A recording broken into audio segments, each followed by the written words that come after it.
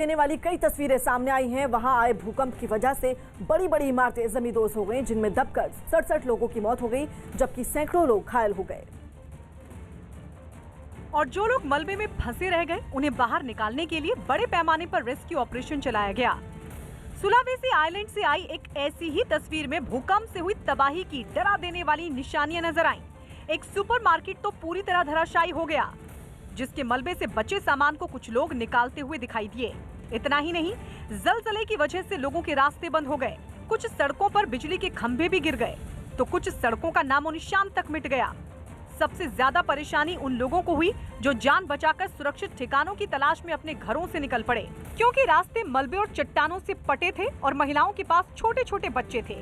थोड़ी सी चूक होने पर जान जाने का खतरा था। हालांकि बचाव दल के लोगों ने उन्हें सावधानी बरतते किसी तरह रास्ता पार करवा दिया। सामने आई तस्वीर में कुछ लोग लाठियों की मदद से एक मोटरसाइकिल को टूटे हुए रास्ते से पार करवाते दिखे। दिल्ली के चिड़ियाघर में उल्लू की मौत के बाद बर्ड फ्लू की पुष्टि होने से दहशत बढ़ गई है। बताया गया कि चिड़ियाघर के अंदर उल्लू का शव मिला था, जिसके सैंपल लेकर जांच के लिए भेजे गए थे और जांच में बर्ड फ्लू की पुष्टि होने के बाद अब चिड़ियाघर प्रशासन के सामने बड़ी मुश्किल खड़ी हो गई है। इससे पहले दिल्ली के मयूर विहार में भी बत्तखों और कौओं में बर्ड फ्लू की पुष्टि हुई थी और संजय झील के आसपास कई बत्तखों को मारकर दफन भी किया गया था। प्रधानमंत्री मोदी ने देश में पहले वैक्सीनेशन महाअभियान की पूरी निगरानी की। प्रधानमंत्री नरेंद्र मोदी ने देश के पहले वैक्सीनेशन महाअभियान की पूरी निगरानी की। साथ ही उन्होंने देश के अलग अलग इलाकों में हो रहे वैक्सीनेशन पर नजर भी बनाए रखी।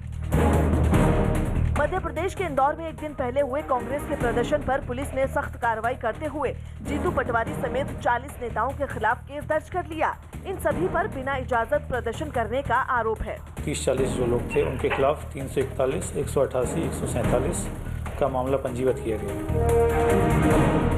यूपी के ग्रेटर नोएडा में पुलिस और 5 बदमाशों के बीच मुठभेड़ हो गई। बताया गया कि ये वही बदमाश हैं जिन्होंने सूरजपुर इलाके में 8 लाख की लूट की घटना को अंजाम दिया था। इस मुठभेड़ में 2 बदमाशों को गोली भी लगी। पुलिस ने बदमाशों से एक पिस्तौल भी बरामद की।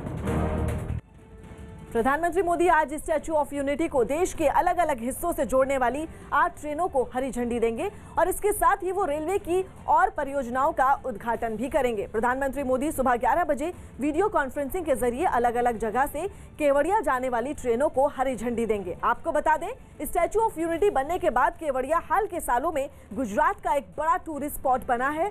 दिल्ली के निजामुद्दीन, दादर, वाराणसी, चेन्नई, रीवा से मेल एक्सप्रेस ट्रेन रवाना की जाएगी, जबकि अहमदाबाद से एक विस्ता डोम कोच यानी शीशे की छत वाली एक कोच के साथ जनशताब्दी ट्रेन केवड़िया के लिए रवाना होगी। वहीं बड़ौदा के प्रतापनगर और केवड़िया से 2 मेमो ट्रेन को भी पीएम शुरू करेंगे।